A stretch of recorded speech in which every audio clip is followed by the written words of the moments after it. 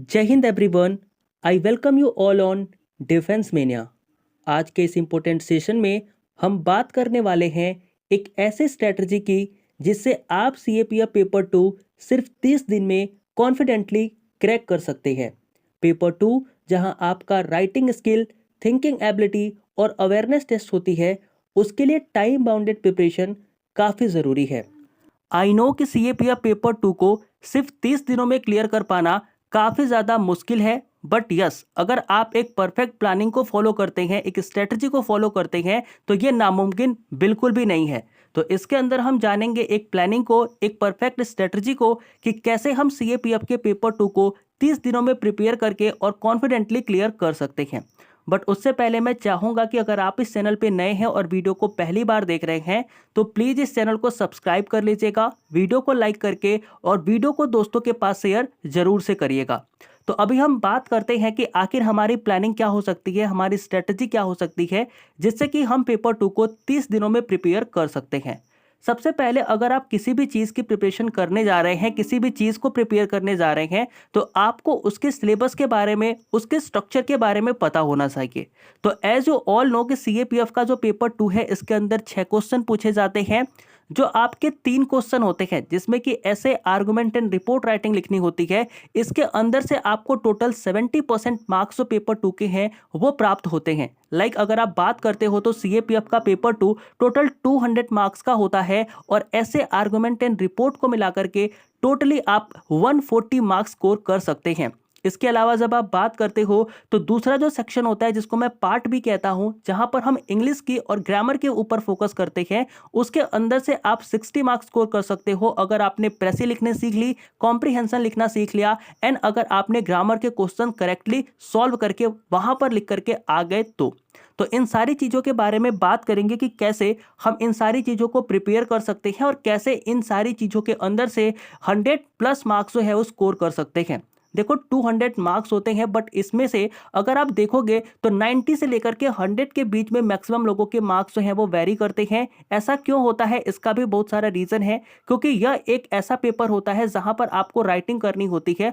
और राइटिंग के अंदर आपकी ग्रामर गलत हो सकती है, स्पेलिंग गलत हो सकती है, तो इन सब चीज़ों की वजह से आपके जो नंबर है वो डिडक्ट हो जाते हैं। बट फिर भी अगर आप 90 से लेकर के 100 मार्क्स के बीच में स्कोर करते हैं, then it is very good. और इतना अगर आपने किया है और पेपर 1 के अंदर अच्छा स्कोर है, तो फिर आप मेरिट लिस्ट के अंदर अपना नाम जरूर देख लोगे। अब हम बात करते हैं कि आखिर इन सारी चीज़ों को, इन सारे सिलेबस को हम प्रिपेयर कैसे कर सकते हैं। तो इसके लिए बेसिकली क्या होता है कि सबसे पहले हमें देखना होता है कि कौन से ऐसे सब्जेक्ट हैं, कौन से ऐसे एरियाज हैं जिन पे अगर हम फोकस करें तो ज़्यादा आउटपुट हमें मिल सकता है। तो आपको पता लगेगा कि जो हमारा सबसे स्ट्रॉन्ग एंड सबसे जो हाईली आपका स्कोरिंग एरिया है, वो है आपकी ऐसे राइटिंग। जो आपकी ऐसे राइटिंग होती है, इसके अंदर आपको 20 मार्क्स जो है वो पर ऐसे के मिलते हैं, और आपको 4 ऐसे लिखने होते हैं, एंड टोटली आप यहाँ से 80 मार्क्स जो है वो स्कोर कर सकते हैं। जब आप बात करते हो ऐसे राइटिंग की, तो आप इसे प्रिपेयर कैसे कर सकते हैं,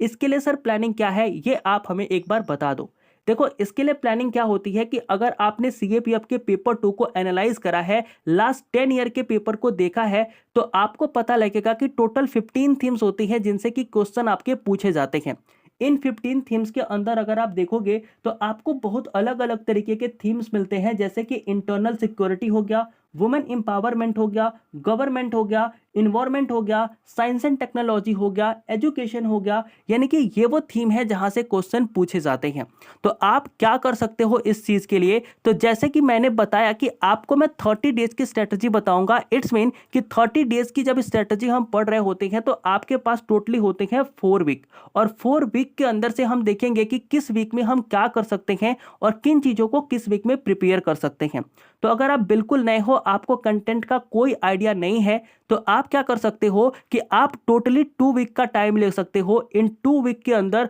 पर डे आप एक थीम के ऊपर डाटा कलेक्ट करोगे, डाटा को लिखोगे, याद करोगे, समझोगे, उसको अपने राइटिंग्स के अंदर यूज कैसे करना है, इस चीज के बारे में जानोगे। यानी कि अगर मैंने बताया कि टोटल 15 थीम्स होते हैं, तो उन 15 थीम्स के ऊपर आपका ही दायित्व है कि 15 दिनों के अंदर आप डाटा कलेक्ट करो, उन थीम को पढ़ो कि आखिर ये चीजें होती क्या है, क्या इसके प्रॉब्लम है, क्या इसके चैलेंजेस हैं, सरकार के कौन से इनिशिएटिव है इसके लिए और कैसे इसको बेहतर किया जा सकता है, इसके फायदे क्या है, इसके नुकसान क्या है, इसके इंट्रो में क्या लिख सकते हैं, इसके कंक्लूजन में क्या लिख सकते हैं, ये सारी चीजें आपको उस टॉपिक का पढ़ना होगा। तो टोटल 15 डेज हैं आपके पास, 15 टॉपिक्स हैं, तो आप 15 दिनों के अंदर इन 15 टॉपिक्स को पढ़ सकते हैं। फिर आपके पास आता है वीक नंबर 3। जो आपका वीक नंबर 3 होता है, यहां पर आप प्रैक्टिस करना स्टार्ट कर दोगे आर्गुमेंट की, रिपोर्ट की, प्रेसी की एंड कॉम्प्रिहेंशन की। इससे क्या होगा, इससे ये होगा कि देखो ऑलरेडी आपने थीम पढ़ रखी है,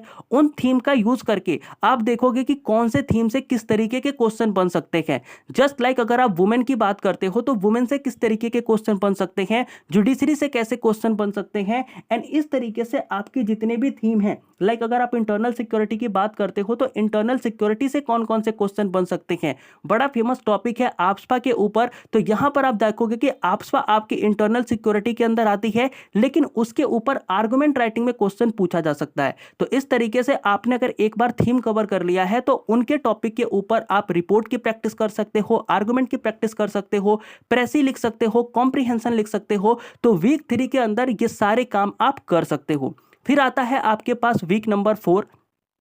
एंड वीक नंबर 4 के अंदर आप क्या कर सकते हो, तो आपको पता लगेगा कि वीक नंबर 4 के अंदर आप ग्रामर की प्रैक्टिस कर सकते हो। ग्रामर के अंदर आप देखोगे तो 25 मार्क्स के क्वेश्चन आपसे पूछे जाते हैं, जिनके 3 सेगमेंट होते हैं। पहले सेगमेंट के अंदर आपको 10 क्वेश्चन देखने को मिलते हैं, जिसमें एक डायरेक्शन दी गई होती है और उस गिवन डायरेक्शन के अकॉर्डिंग ही आपको जो सेंटेंसेस को रीराइट करना होता है। उसके बाद आपका फ्रेजल वर्ब आता है, जिसके ऊपर आपको एक सेंटेंस लिखना होता है, एंड देन आपके पास 5 क्वेश्चन आते हैं ग्रामर के, जहां पर आपको एरर डिटेक्ट करना होता है, फिर उसको सही करके वापस से सही सेंटेंस को लिखना होता है। तो इस तरीके से आप फिर लास्ट वीक के अंदर क्या करोगे कि इन सभी चीजों की प्रैक्टिस करोगे, ग्रामर के क्वेश्चन सॉल्व करोगे। अभी भी आपके पास देखोगे तो 2 दिन का टाइम बचेगा, एंड इस 2 दिन के अंदर जितनी भी सारी चीजें आपने पढ़ी हैं उनके आप रिवाइज करोगे। आपको नोट्स बनाने साथ में ही है, और फिर उन नोट्स को आप यहां पे 2 दिनों के अंदर रिवाइज करोगे। फिर आप जाओगे एग्जाम देने, एंड देन आप पाओगे कि आपने कॉन्फिडेंटली सारे आंसर जो है वो लिख लिए हैं, और आपने अपनी पेपर 2 की प्रिपरेशन के हिसाब से काफी अच्छा जो है वो वहां पर चीज करके आए हैं, आपने राइटिंग लिख करके आए हैं। अब देखो ये चीजें आपको देखने में, समझने में काफी ज्यादा हैवी लग रहा होगा, सोच रहे होगे कि ये इतने बड़ा जो चीज है जो मैं आपको बता रहा हूं इतने इजीली तरीके से, वो कैसे कवर हो सकता है। तो आप बिल्कुल भी परेशान ना हो, क्योंकि डिफेंस मेनिया ने इन सारी चीजों के ऊपर ऑलरेडी प्लानिंग कर रखी है, और ऑलरेडी हम आपके लिए लेकर के आ गए हैं 2 बैचेस, जो कि आप डिफेंस मेनिया के ऑनलाइन पोर्टल पर जाकर के देख सकते हो। एक बैच जहां पर हम प्रैक्टिस की बात करेंगे, और एक बैच होगा जहां पर हम फाउंडेशन की बात करेंगे। देखो फाउंडेशन जो है ना वो 30 दिनों में नहीं हो सकता, I am totally agree with you, लेकिन है क्या कि हम यहां पर आपको टोटल जितने 15 थीम्स है ना, उन 15 थीम्स के ऊपर लाइव क्लासेस कराएंगे। हम आपके 1 से 1.5 घंटे लेंगे, 1.5 से 2 घंटे भी हो सकते हैं, ये डिपेंड करता है कि हम किस थीम को कवर कर रहे हैं। तो जितनी लंबी क्लास हो सकती है हम आपके लिए लेंगे। लाइव क्लासेस होंगी जहां पर हम आपको सारे थीम कवर कराएंगे, उन थीम के ऊपर कौन से क्वेश्चन पूछे जा सकते हैं उन क्वेश्चन की प्रैक्टिस कराएंगे, आपको प्रेसी लिखना सिखाएंगे, आपको कॉम्प्रिहेंशन लिखना सिखाएंगे। ये सारी चीजें हम आपको 30 दिन में बिल्कुल एक्यूरेट प्लानिंग के साथ कराएंगे, जिससे कि आपके ये 30 दिन के अंदर एक अच्छी नॉलेज हो सके, टॉपिक के बारे में अंडरस्टैंडिंग हो सके। तो अगर आप चाहते हैं कि आपको इन सारी चीजों को सीखना है, आप बिल्कुल बेसिक से चीजें सीखना चाहते हैं, आप थीम को पढ़ना चाहते हैं, तो आप इस वाले बैच के अंदर इनरोलमेंट ले सकते हैं। लेकिन अगर आपको लगता है कि आपकी प्रिपरेशन ऑलरेडी बहुत अच्छी है, आपको थीम्स के बारे में आइडिया है, कंटेंट भी है आपके पास, और सिर्फ आपको प्रैक्टिस करनी है इन 30 दिनों के अंदर, क्योंकि प्रैक्टिस भी काफी ज्यादा इंपॉर्टेंट है, और अगर आपने प्रैक्टिस नहीं करी है देन एग्जाम के अंदर आप टाइमली अपना पेपर जो है वो पूरा करके नहीं आओगे। तो इसके लिए क्या कर सकते हो कि इस प्रैक्टिस बैच में ज्वाइन हो सकते हो, जिस यहां पर आपको क्या होगा कि जो टोटली 1 ईयर के अंदर जितने भी इंपॉर्टेंट न्यूज, जो भी हमारे इंपॉर्टेंट आर्टिकल रहे हैं लास्ट 1 ईयर के अंदर,